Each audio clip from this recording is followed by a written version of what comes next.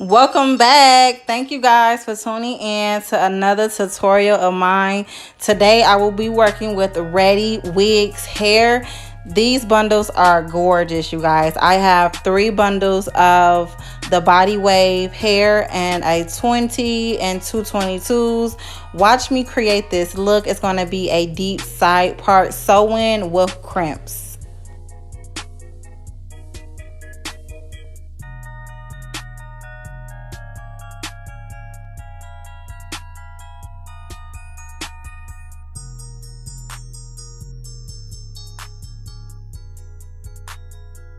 This is the foundation for my sew-in. As you guys can see, to make the process a little quicker, I have threaded about 6 to 8 needles.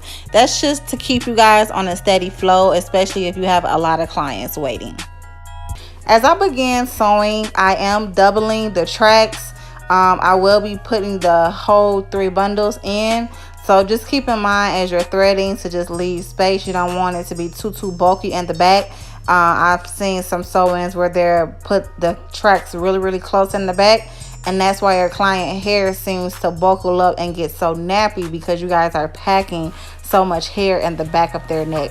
So just a quick tip, just as you're sewing the double threaded tracks, just go a ½ inch up, and then as closer you get to the top, you can make it as close as possible.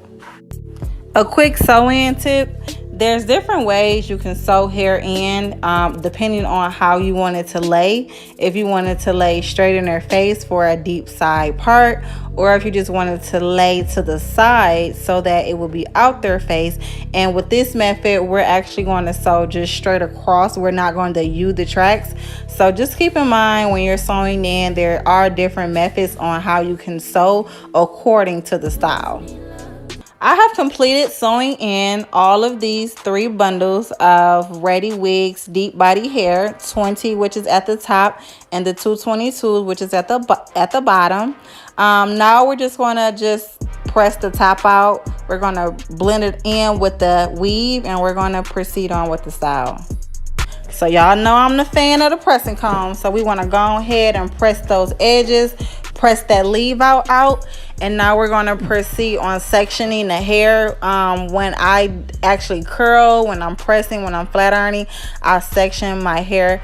So we're going to proceed on to do the crimps. Now I have the professional stove iron Marcel crimps. I recommend that if you guys are not familiar with the Marcel curling irons or any of the crimps or their curlers, I truly recommend that you guys practice before using, because you can burn the weave or the client's hair. So just want to keep that in mind. They do have some electric crimps that you guys can purchase. I'm not for sure where, but I'm pretty sure you can either order it online or they have it at the beauty supply. These particular Marcels I did purchase at the beauty supply. They do come in different sizes.